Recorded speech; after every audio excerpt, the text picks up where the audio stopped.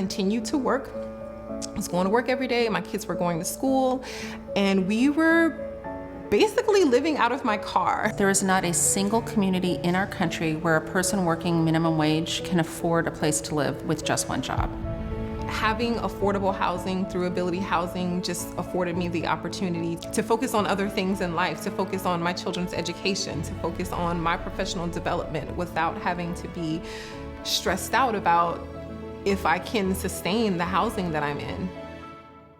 That's the breath of fresh air that affordable housing gives you. You know that your housing is stable.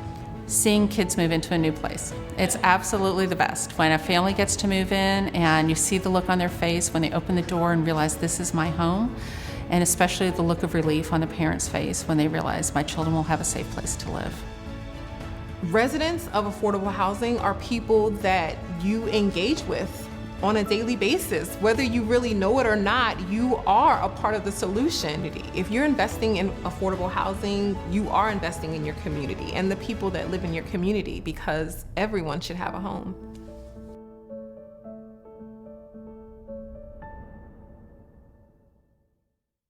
Everyone, today is a great day. I'm going to tell you why it's a great day. Number one, it's Friday. That's cool. Number two, we're coming into the weekend. That's super cool. And number three, this presentation is going to be sunshine for you. I'm going to tell you that right now. It doesn't take much for us to turn on the news and hear things and we can feel kind of down about negative things happening. But what lifts me up is when I know people are out there working hard, sacrificing and serving to make an impact where people need help. And that's what we're going to talk about now for the next few minutes. It's going to be very, very cool. So real quick, I want to say something about me before I introduce our two super cool guests. And that is, I am a pastor's son. And so one thing about my childhood is I grew up living in parsonages. And parsonages are homes that are owned by the church. And so you move around and you're in these different parsonages. Now, as you might imagine, living in a house owned by a church had some unique challenges. My sister always likes to point out there was one house we lived in that the bathroom, one of the bathrooms, was in the kitchen. I mean, toilet, open the door, you're in a kitchen. So that was weird. And then you would also have things where you'd have furniture that didn't match because it was from different eras, like a 1970 furniture with a 1990 furniture kind of a thing. And then you had houses that were added onto, so like doors would bang into each other, things like that. And then there were things that actually were really challenging, like we'd have bug issues that would go on for months. We had times where we had no air conditioning. And there were also times we were in some neighborhoods that were pretty scary. And I can remember as a kid looking outside my window and watching domestic violence, watching it happen in the neighborhood. There were neighborhoods we were in that it wasn't safe to walk around the block in the middle of the day. So those memories really impacted me. And while we always had a home in the sense of who we were, the housing situation I grew up in my childhood many times was very harsh. And so I have a real heart for housing and knowing that providing that for people. I'm a person of faith, and I think that rudimentary to our faith is really being concerned about people's housing and knowing people have their needs met. So I want you to know that there's a lot of things I have going on in my life, and I try to be very thoughtful about my time and where I invest it. And so I'm investing it today with these people in this organization because they're really just core to who I am as a person. So I want you to know that. But with that, I want to go ahead. Oh, and real quick, before I introduce our guest, I forgot this. You can comment and you can ask questions. And so like I shared a little something about myself, as we're going through this, you guys can make comments. You can share something about yourself. And then we're going to have time to be able to answer some questions from you. And by the way, if we don't cover something and you think about this a couple days from now and you want to email me a question, you are welcome to do so. And I promise you, I'll make sure you get the right person and get your answers taken care of. So with that, I want to introduce two people. First, we've got Shannon with Ability Housing here with us. And Shannon, you know, when I think about you, I think about this. I feel like we live in a society today where people seem to think, I tweet, therefore I am. Like somehow if I post things, that is my currency, that's my value to the world, is I say things and they're important. And I don't think that's really a great currency. You, on the other hand, are doing. You have committed your life to make an impact in this area. So Shannon, thank you for being here. I'm so excited about what you do and learning more about it. So thank you, Shannon. Thank you. That was a very kind intro. I appreciate that. Thank you. You probably like, where's he going? And then the other person is my buddy, Mike. And I want to say something real quick about my buddy, Mike. I want people to know. So I am a conservative Republican. Mike is a Democrat. We do join hands in that we both hate Tom Brady. So we have that in common, like all good people. Um, but years ago, I was working, I'm still working on, but I was working this presentation for historically black colleges. And I got asked to do a white paper for President Obama's administration. And I did, and we did a bunch of work, and it was very successful. Well, when President Trump came to office, the Trump administration literally asked me to take that document, like change Obama, put Trump in it, and send it to them. And then they wanted me to come up there and do something. And I was really kind of nervous about it. Like I say, I'm a Republican, but I was with black colleges, and I was scared. I was like, I don't know how this is going to work, how to be received. And so I was with Mike in a meeting, and I just told him what's going on. And Mike looked at me. He said, John, if you get that invitation, I'll come with you. We'll go together.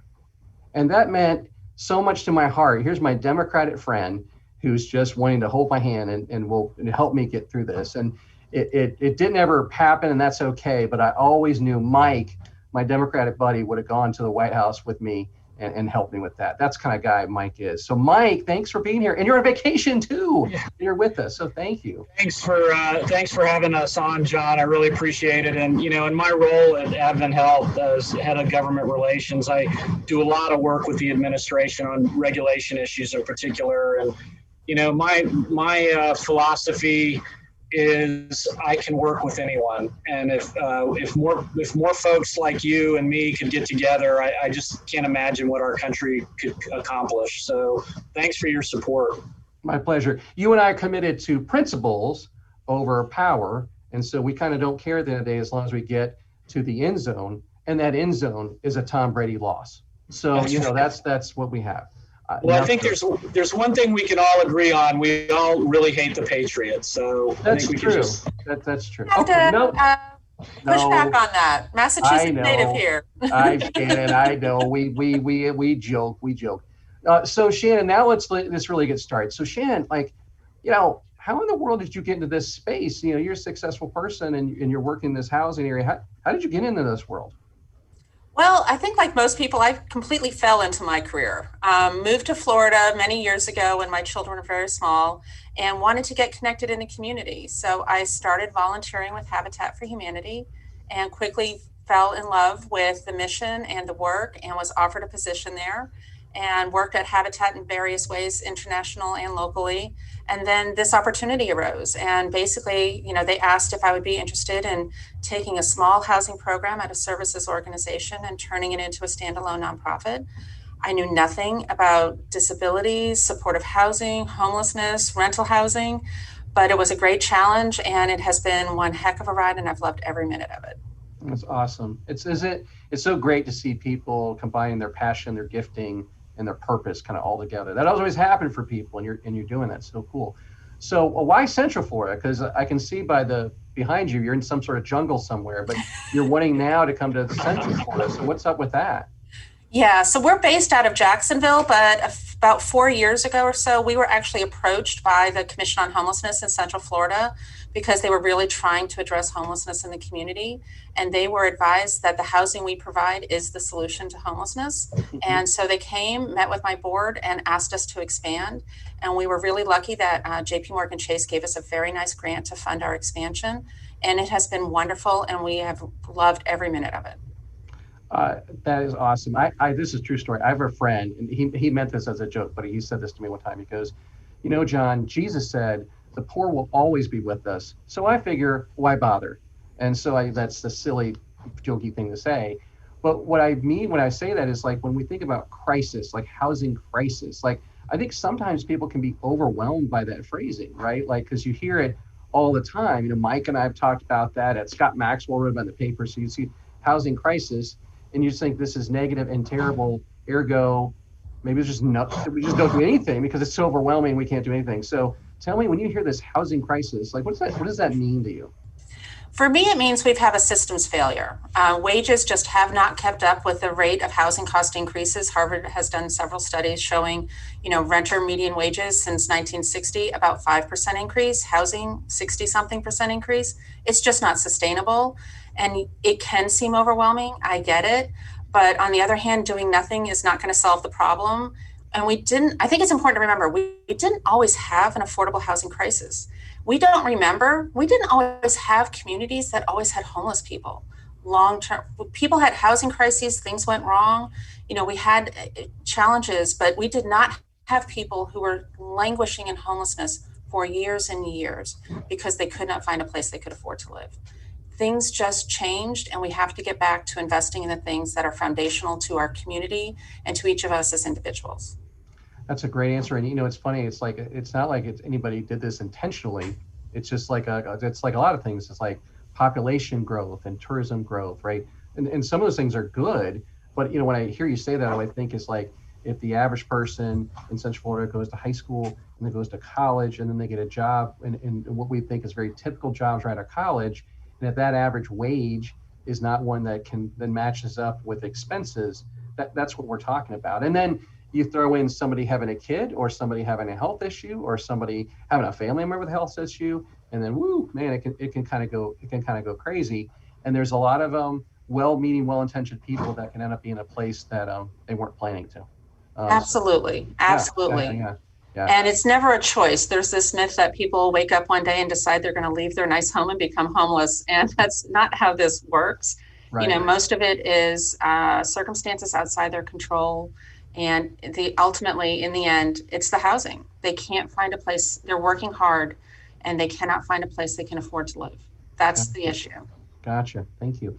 Mike, I want to go over to you because, you're somebody, particularly with your role with Advent Health, I got to imagine that you could kind of be spending your time about any board in Orlando, right? And so I have to think that you must have pulled back and really thought to yourself, what is the most important issues in Orlando? And then saying, what's the organization that is making the biggest impact? So, walk me through that. How did you get from thinking that through that it's a building housing? Yeah, that's a great question. When I came to Advent Health 6 years ago, we kind of we decided to bring advocacy and government relations together and our community relations team, to bring them together so that we could not only advocate in the halls of Congress and in state capitals, but also in our communities. And what we do every year, every 3 years, as required under the Affordable Care Act, hospitals like mine have to do what's called a community health needs assessment. And what you do is you find what are the needs in the community. Well, what we really decided to do 4 years ago is add in the social determinants of health. So there are issues like hunger, housing, transportation that really impact parts of the community.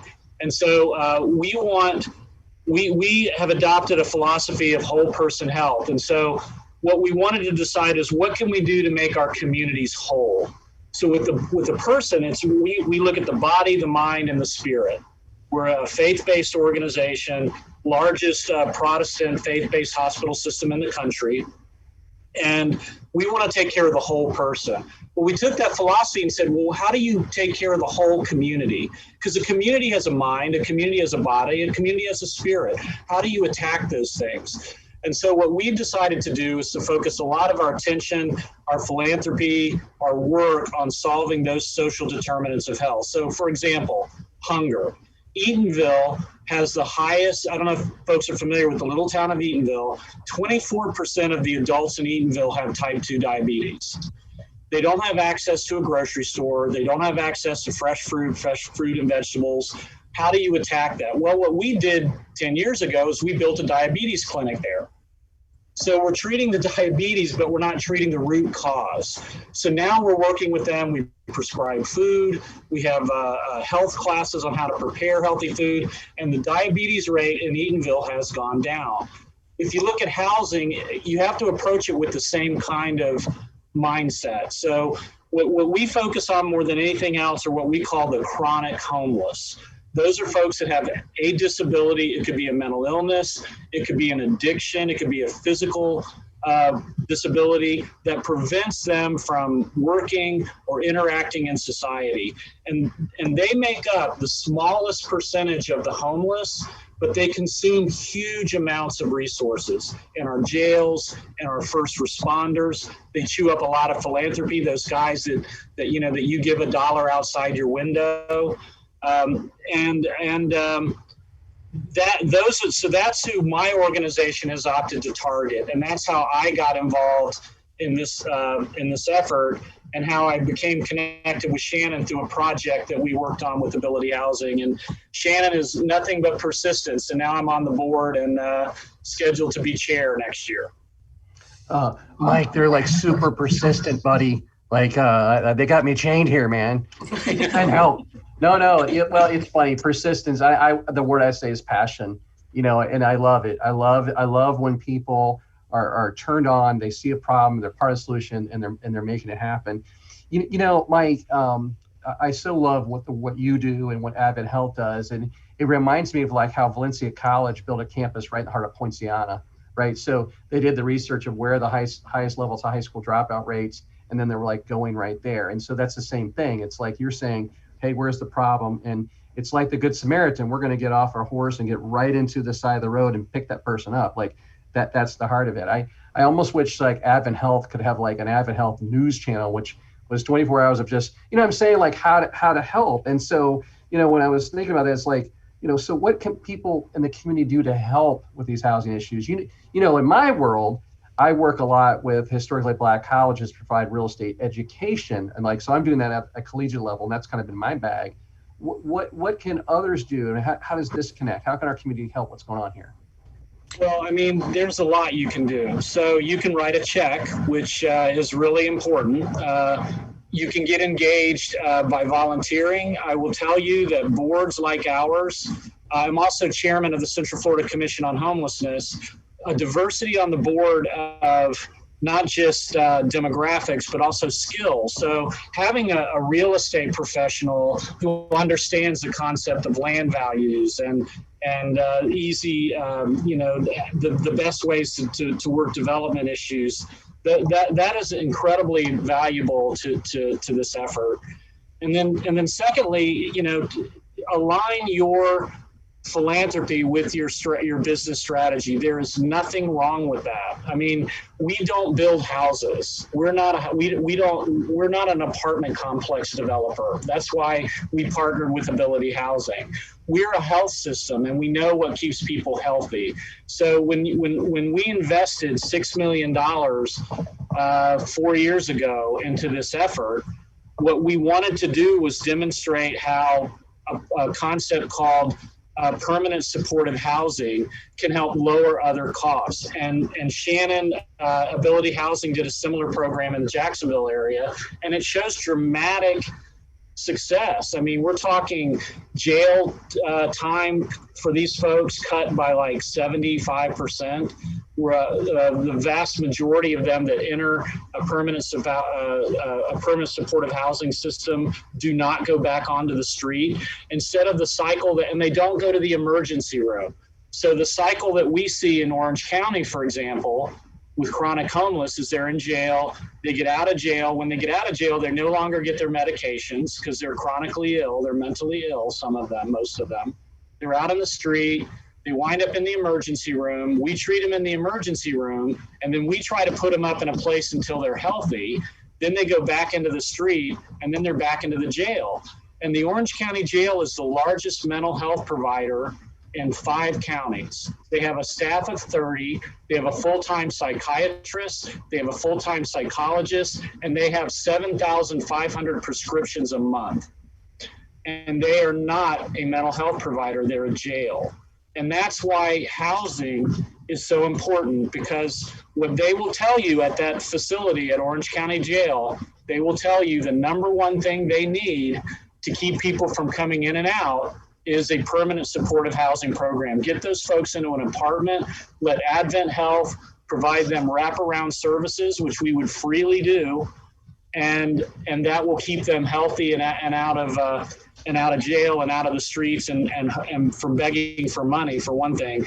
The other thing is there are occasions that when you get these folks onto their meds and you monitor them, they can become very productive members of society. We've had folks that have gone through their programs, get their GEDs, graduate from community from state college with one has a degree in computer science, another has a degree in automotive. These are folks that, you know, if not for that program, would still be on the street today. Mike, thanks so much. A lot of great information there. And real quick, Mike, you're coming across a little scratchy. So I don't know if you can make maybe your AC or something like that. Just a tad bit. Can you send the air conditioner off? Yeah, and so go ahead and put it on mute because I'm going to go ahead and go to Shannon. Okay. But Mike, man, that was so deep and helpful, all those things you're saying, because one of the things you're talking about there is that it's a team effort, right? So just like Ability Housing makes their impact, we also need to keep doing all these other things. And, you know, I've spent a lot of time at 33rd Street Jail as a guest, not a resident, Mike. I was not, but when I've gone there, you know, in addition to, like you were talking about the psychiatric side, there's a psychological side, right? And so having ability to have recovery groups and where people are talking about sort of the emotional side. So that all comes together.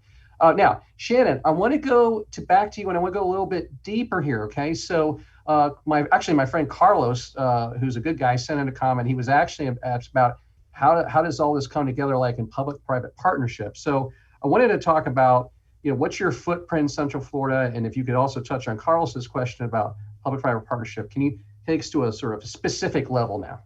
Sure, absolutely. So we are based in Jacksonville, but basically we serve Northeast and Central Florida. We have apartment communities in Orange County. We're constructing one in Osceola, and we're looking for opportunities in all the counties in the Central Florida region.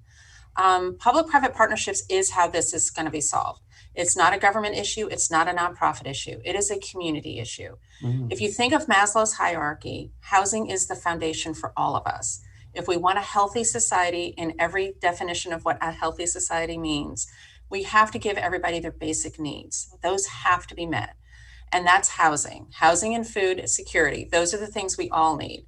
And the way people can work together, there's multiple levels. So one, for large corporations that have tax liabilities at the federal level, there is a program called the Low-Income Housing Tax Credits. I can sell you tax credits and you can invest in my housing with that resource. It is a wonderful way to offset your tax liability. It is the largest source of affordable housing funding in the country for rental housing is low-income housing tax credits. But also approach everything you do, whatever your business is, when you're looking at something, is there a way affordable housing could be part of this? If you're a health system and you're building a clinic, can you put floors up above and those could be apartments? If you're a church and you have land that's no longer going to be used because you thought you were going to do a school and you're not going to do that anymore, could that be donated to somebody to do affordable housing? Policy-wise, make sure everybody in your local community, all your local officials know affordable housing is really important.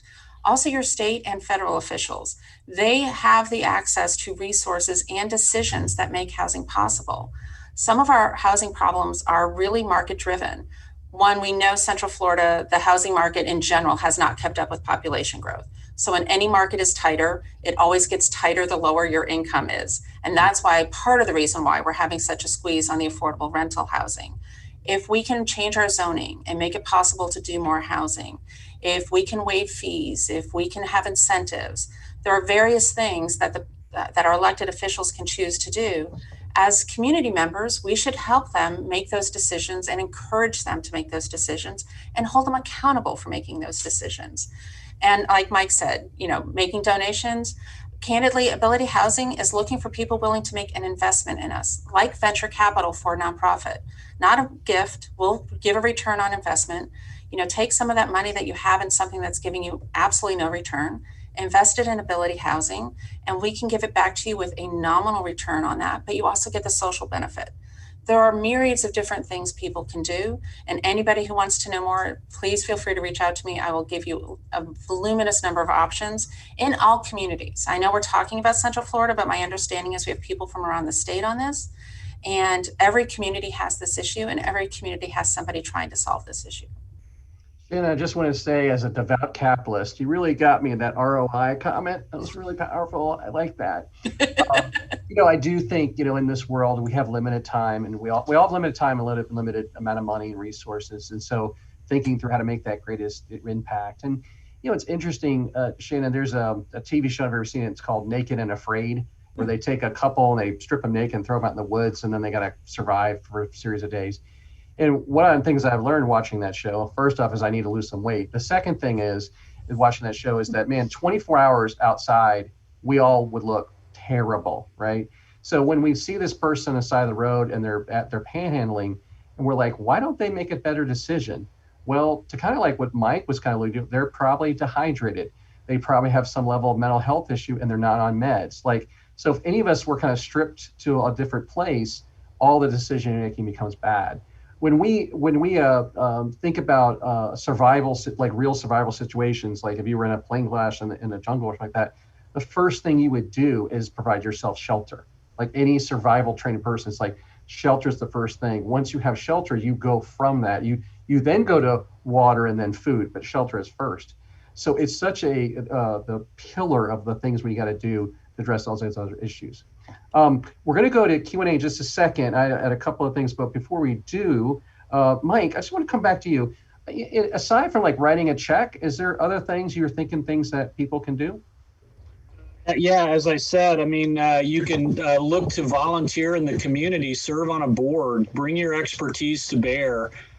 Make sure that you have a voice in these decisions because they do affect the community. I mean, if you don't want to get too biblical on folks here, but in Jeremiah chapter 29 verse 7, the verse is what kind of guides our philosophy is if you look to the prosperity of your community, so you too will prosper. So if any investments that you can make that makes the community stronger will by osmosis make your business stronger. It makes us a better place to live, a more attractive place to live. I mean, look to your business strategy. As Shannon said, it can be an investment, it can be a donation, it can be involvement, but make sure that you have a set of accountabilities. That's what we have at Ability Housing is we have goals, we have measurable outcomes, and if we don't meet those outcomes, to be honest with you, I haven't seen where we haven't met those outcomes, but we have a measurement system for folks to gauge our success. And I can tell you that it's been one of the most successful volunteer opportunities I've ever been involved with. That's awesome. And, Mike, I wanted to make this point too, that, a lot of times charities will approach me and they'll say things like, John, we want a relationship with you. And John, we want to partner with you. And what that really means is we want to check and we really like you to shut the hell up, like, kind of thing. And that's not a relationship. That's not a partnership. When we're talking about this organization, just like we talk about Abbott Health, we mentioned Valencia like that, it really is a partnership relationship. And let me give you an example that I would throw out there. So somebody's listening to this and they're like, man, I'm so pumped up. I think this is great, but I'm doing my job and I got to grow my business and I'm kind of freaked out. Like, how do I balance this? Man, if there's a way I can help you with that, let me know. And what does that look like? Look at your list of like prospects of people you're trying to connect to build a relationship with your business. Maybe you've got 10, 20 people you're going after. Well, why don't you and I partner and we'll host a lunch and we'll social distance. We could do it right here at my office and we'll invite your clients and I'll invite some of my clients or whatever. And then we'll have Shannon come over and we'll feed them and then we'll talk about it. And so there's ways that you can absolutely serve and help people in need and grow your own business, right? That's my dream. My dream is that like people involved in this, like a year later, that Ability Housing is doing better. There's more people that are suffering less. And the people that interact with us, their revenues are up too. I unapologetically say that. I want to partner with people in ways like that. So that's really John, if I would add that if you're in a large organization, we have a process, we have a board placement policy. So we actively look for partners that we want to place executives, on their boards. And so if an organization needs legal help and you've got a general counsel, and have them serve on a board. If you've got someone who needs communications help, have your communications person serve on the board. I mean, I understand a lot of folks are much smaller operations, but it doesn't just have to be an expert in real estate or an expert in land development. It can just be a person on your team that has a passion for that issue, and that's what will connect you with the community. And once you get that well connected, you start to feel the pulse of the community and where the issues really are. Gotcha. I'm going to look here because I'm going to get some questions. Mike, we've had about 17 questions about people that want to vacation with you in your RV. So if we could publish that in a few minutes, that'd be great. But aside from those questions, what other questions do we have? Well, first of all, Jonathan Moore is saying that he may have access to land he can donate, and that it's been looked at by apartment developers all over the country. So Jonathan Moore has commented that he's a local real estate guy. He may have some land that he can donate. So how cool is that? That's a pretty nice thing. So shout out to Jonathan Moore. Hugs to you for that. So we'll make sure to get you connected. And that's a good thing. Like, so somebody may know somebody and they may just want to have tax right, donate some land. There's ways to do that. So Jonathan Moore, way to go. What else? Alex says, doesn't it actually cost communities more to not provide housing? Ooh, Alex question. He said, doesn't it actually cost communities more money to not provide ability housing or some level of that? And real quick, I had a meeting this week with a pastor, and he's dealing with trying to end like gang violence. And he was like, the cost of shooting at people, how much money that costs. That sounds so cold, but it's kind of the same kind of thing. Like, all these things cost money. So this person's question, if we do nothing, it's more money. Is that right, Shannon? It absolutely is. Mike talked earlier about the chronically homeless and providing them permanent supportive housing. And we did a state pilot. It is literally 30% less expensive, including the cost of housing and services, to house someone than it was to maintain them as homeless. But it's not just about the homeless. Our students in our public schools, every public school has some student who is homeless or unstably housed and on the brink of homelessness. That affects their performance in school. They frequently have to stay back because they don't pass the tests. That costs us money. That costs that child its future. That costs that family. It is expensive for employers when their employees have to move further and further and further away because they can't afford housing near where they work. Those roads are expensive to maintain. That costs all of us money. Anybody who's driven on I-4 knows we have capacity issues on our streets. We need to have people live where they work. This costs us jobs, where we're definitely now more than ever going to need to recruit businesses. They want to know that their employees will have a place to live and a place to live close to where the job is. So they need housing. It literally costs us both in opportunity loss cost and in straight tax dollars, a lot of money not to address this issue. Shannon, the point I would just add on to that is you're already paying for this. You are paying to house the homeless. You're just paying to house them in jails or in emergency rooms, and it's costing you, significantly more money than it would if you had a network of these kinds of housing projects. So we're already paying for it. It really is a matter of where you want to invest that money. And the government will tell you, I had a city council member say, well, look, if we do all this, that doesn't mean taxes are going to go down. Well, A, maybe they should. Those would be a great discussion to have with an elected official. But B, where can they invest that money rather than in the jail? Maybe they can invest it in parks. Maybe they can invest it in education. Maybe they can invest it in things that, again, have that ripple effect and improve the community. There are a lot of concepts out there that we need to evolve. There's better ways to do things. We need to keep pushing ourselves to evolve. Shannon, there are like some really great real estate minds out there asking hard, complicated, mathematical related questions. I'm teasing just a little bit. But Carol Wick sent in a question. She was asking us, are there tax credits out there that can be leveraged somehow and we're doing deals like these? Yes, there are. The biggest one, again, is the federal low-income housing tax credit. And literally what happens is the IRS gives the state a certain allotment of tax credits that they can then attribute to projects. They sell them to corporations. The corporations, it is a competitive process, and they then become a partner in that real estate project. The internal rate of return on one of our projects for the investor that we did on Mercy Drive was over $5 million. That's their internal rate of return for buying the tax credits. Yes. That's awesome. It's a good public-private partnership. P3's work.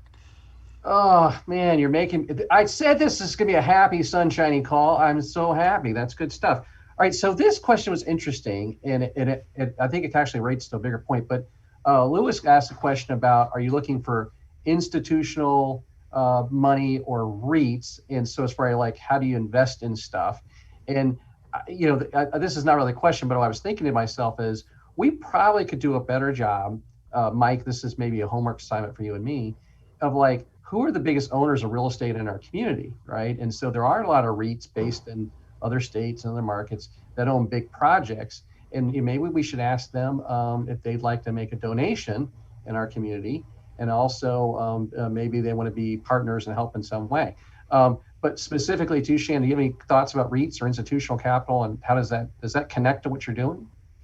So we haven't actually worked with REITs, but I really would be interested in talking about the possible ways we could partner and again, create win-wins, because those are the most sustainable relationships. Mm-hmm. And then institutional investing, that's what I was talking about. We're really looking to try to create what we're calling an impact investment fund. It would be something where, they make an investment in a fund. We are able to then use that money to build the housing, and they get the money back after a certain period of time with as nominal, I don't want to say below market, because my bank account is not getting me much interest, but there are opportunities. There are definite opportunities, and we really need to work together to even get more creative. I have my list of ideas. I am sure there are people on this call that have way better ideas than I do, and I would love to talk with them, because Central Florida is uniquely positioned to get really creative in solving problems. We're really good at this. And if we all work together and realize each of us has some impact on this, every little kernel of ideas will build and build and build until we create an ecosystem that makes this problem go away. That's awesome. That is awesome. So one last question, I think then we're going to move into, I'm going to do a little bit of wrap up for us. But the one last question about opportunity zones, that's a big topic. Does what you do, can that be in an opportunity zone? Does that connect at all? Yes, opportunity zones are an opportunity, that's hence their name, but they really are a way for people to get that return on the investment in the opportunity zone or the opportunity zone fund. Real estate is one of the prime drivers for opportunity zone programs and projects. And so there are real opportunities to work together to leverage those fund investments with other capital and create housing opportunities. Absolutely. Cool. Okay. Well, I'm going to go ahead and do a little quick wrap up for us. Is that okay, producer? Yes. Good. Okay. I had to check with the boss over here. So thank you both, Shannon and Mike. And, it's funny. It's like, this is a cool thing to go to the weekend with, about reflecting on this with hope and ideas and thoughts. And so people watching this, if they have follow-up questions, they can reach out to me or any of us, and hope to get them engaged. Now, sort of the final thing, so people are thinking, wow, this housing thing's a big deal, and man, Shannon, she seems so smart. So how can they help? That would be the thing. How can people help? So there's 4 things that I wrote down how people would help. One is introducing you to different people in the market, right? So we need to make some connections. And one thing I did, a lot of I work with HBCUs. So every Tuesday I have lunch at the University Club with the Dean of the Family College of Law. And I do that. There's no ask. We just feed people, and we do it just to connect her with key people. And so someone could do the same thing. They maybe they're a member of a club or a citrus club or different country club or something like that. And maybe they might just say, you know what, I'm going to host 3 lunches, and I'm just going to invite some people. There's no ask, but some friends, they get a free meal. Shannon gets a free meal, whoever on your team, and then they come and then just talk. And so that seems like not a big deal. It's a big deal. It's a really big deal if somebody just did that, even just did it at one time. The second thing would be is to partner. And to me, what that means is like really sitting down, kind of like what Jonathan Moore was talking about, like he has a friend or a client has land and they can donate. It may be that you're business partners with a construction company and they've got some resources, but it's partner. It's like, hey, Shannon, like here's something we can do for you. And then Shannon can be like, well, what can we do for you back? Like, how can we partner and help grow each other? So that's a big thing. The third thing is invest. I did write a check today. I have a check. Right, I'm going to hand it right here. Boom, right there. Cash it later. No, it's fine. Thank you very much. But the point is, it's like, look, I'm not going to ask anyone to do something that I'm not willing to do. So anybody that's watching this, listen to you, I would encourage you to make a donation and invest in ability housing. I am, and I just ask you to partner with me on that. I wouldn't ask you to do something I wouldn't do myself. And then the last thing is just connect to them. And so I think connecting through social media, reaching out to them, and just helping build those relationships is key. So we're going to wrap up. Before we do, Shannon, do you have any just final comments or anything you want to say? I just can't thank you enough for doing this. One, for your donation. That was very nice. I was not expecting that. Thank you. Sure. But also, again, these connections really are very important and helping us spread the word and build partnerships. Thank you very, very much for this. We really appreciate it. My pleasure, Shannon. Mike, any final word? Oh, you're on mute. You're on mute. Got to turn your mute off. So my wife always says. Go ahead. That's the only time I did it, though. Yeah.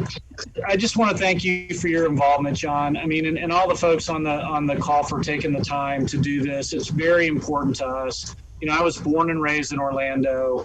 It's the only place I raised my kids here. I'm gonna be buried here. The community is very important, and I really appreciate everything you've done for the community. And again, thank you for everyone to take the time on a Friday to join the call.